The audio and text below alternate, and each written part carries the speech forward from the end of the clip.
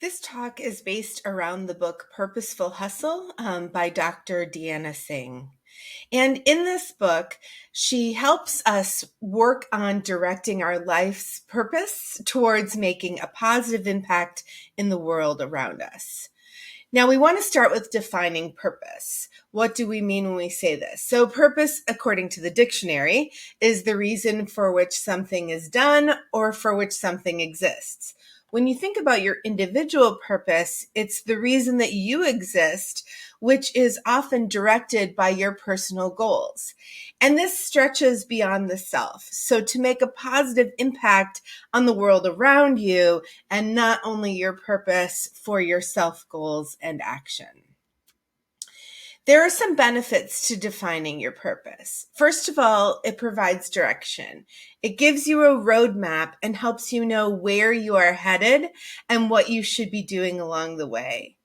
It builds a supportive circle. When people have a purpose, they tend to align their circle of support with others who have a similar purpose and or support their own goals.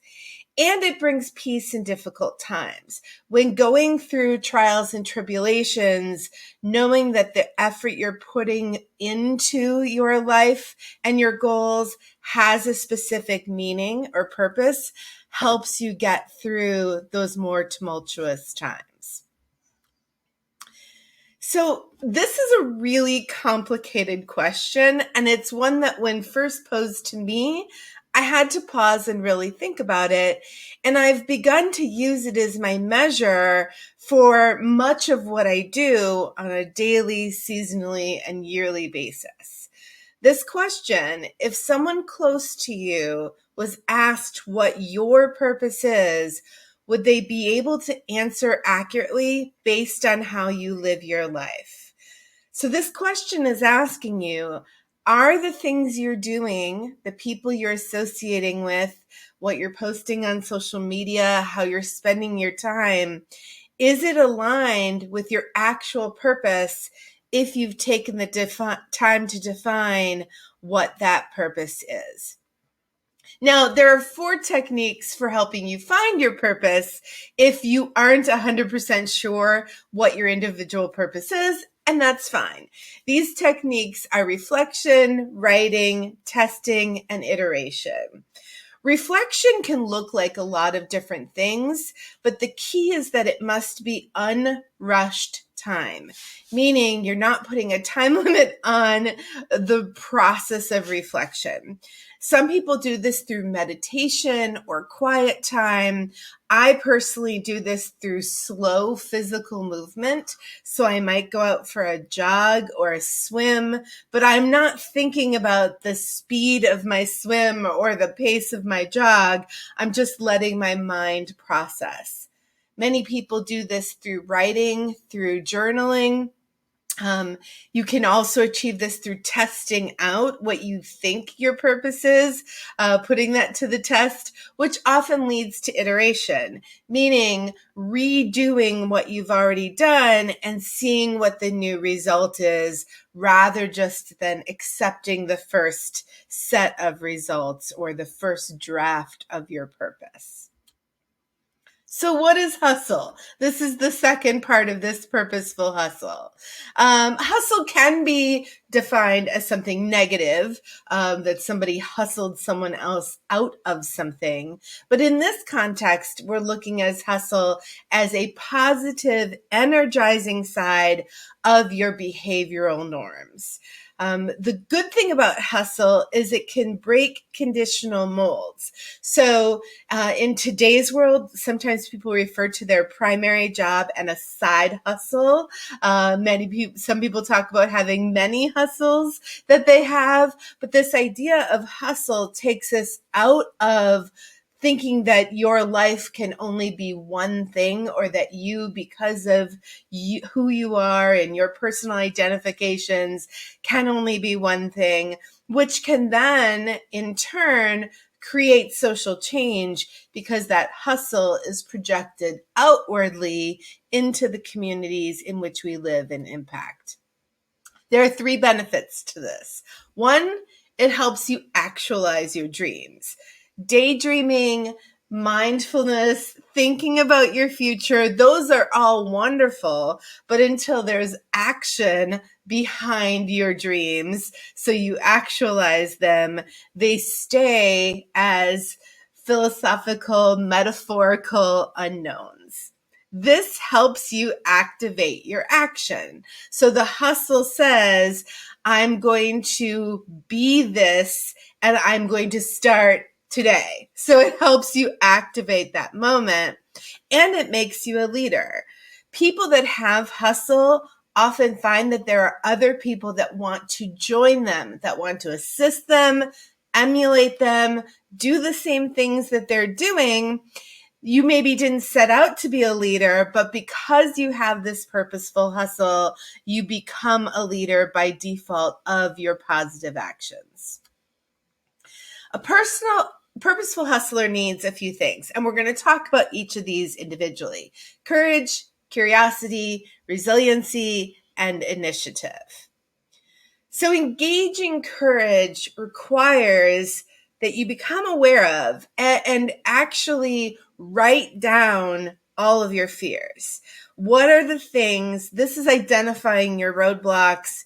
What are the things that are holding you back?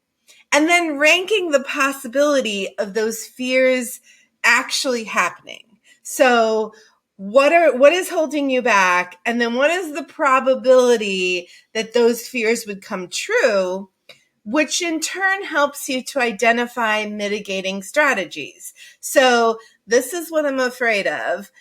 This is the likelihood that that fear is something that's actually going to happen. But if it does, what do I do? Who do I turn to? What is my backup plan? Who knows what I'm doing and can help me? These are the mitigating strategies, but those can't be in place until you've identified the fear and prioritized them on the ones that are most likely to happen. And that is courageous. The next one is engaging curiosity. And I know this looks like a really long list, but these are going to be different for each person in exactly how they approach them, but they are all, at least in my opinion, very interesting. So curiosity starts with what you already know. By being aware of what you already know, you're then able to address your knowledge gaps. You can't address what you don't know until you identify what it is you do know. So you address these knowledge gaps. Once you've addressed the knowledge gap, you can do a variety of things. You can ask for help. So if there's something you can't do you know someone who can do it? Now, I'm going to say that asking for help should be tied to seeking a learning experience.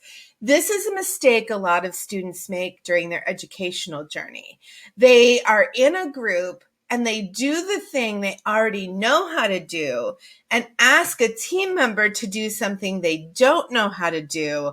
But instead of learning from that team member, they get the help for completion, but they don't get mentored in how to do it so that it fills that knowledge gap. So when you're in a group, when you're in a team and you have the opportunity to learn from others, seek it out. Develop a reading list. What are things that you want to read that you can learn from?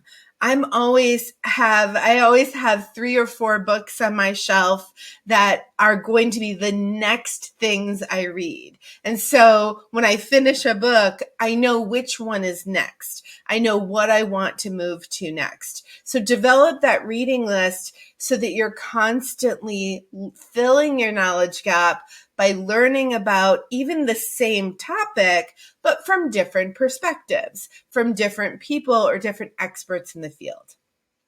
Create a schedule. We're going to talk more about this at the very end of this talk, but make a schedule for yourself so that you have time to do these things with everything else you want to do.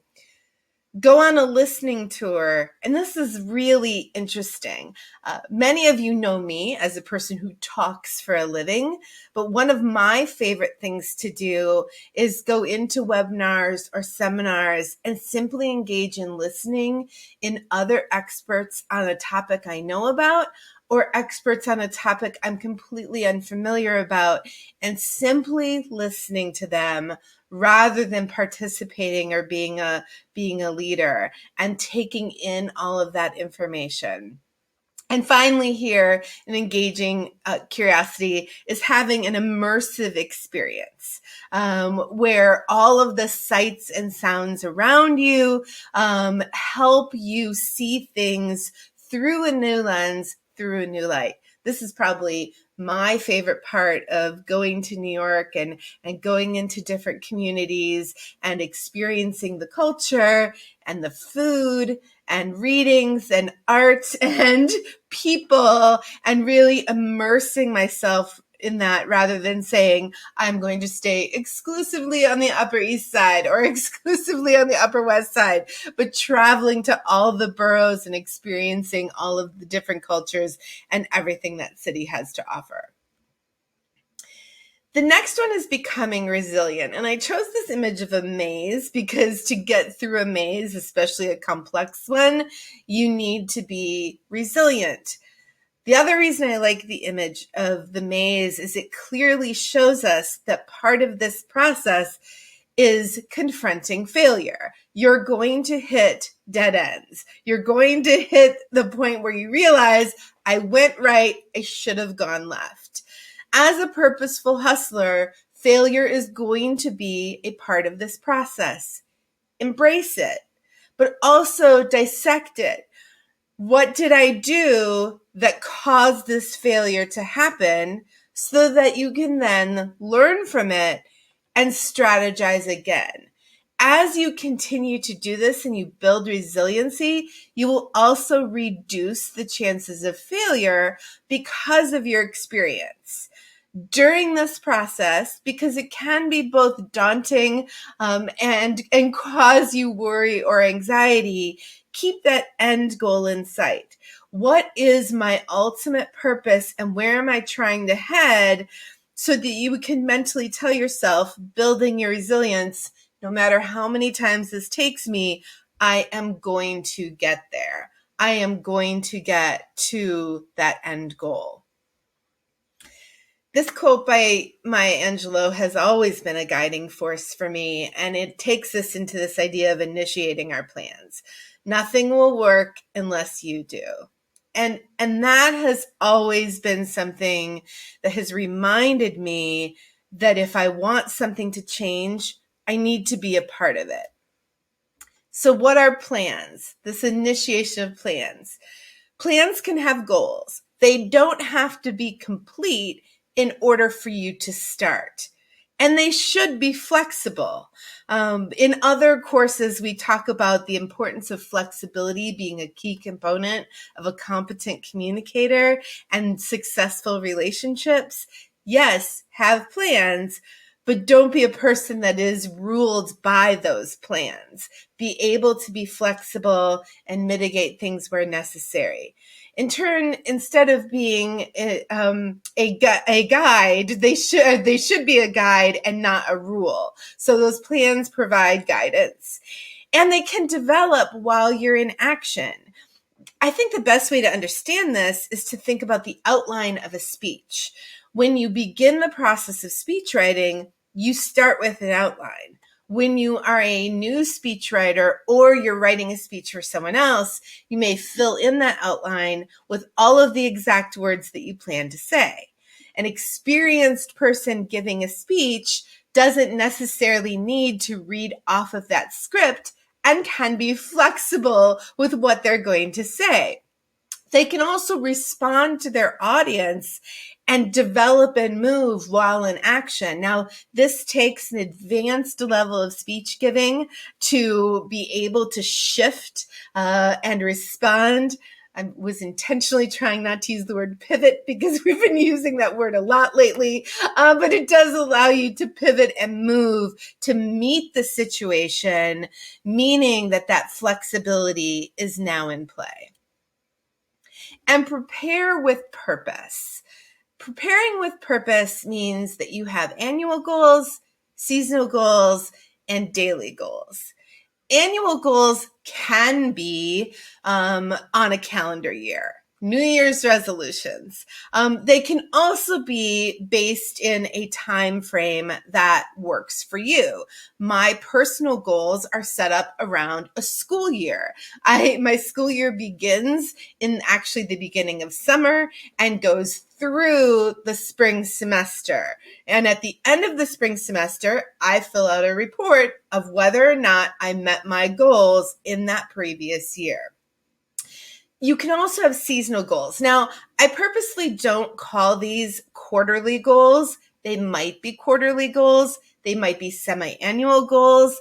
In my life, there is no winter. I confuse everyone around me because I talk about fall and spring. And when I tell someone I can get to something in the spring, to me, that's January 1st, which isn't the calendar year of when spring and summer is, but I have no winter because my life is ruled by fall, spring, and summer.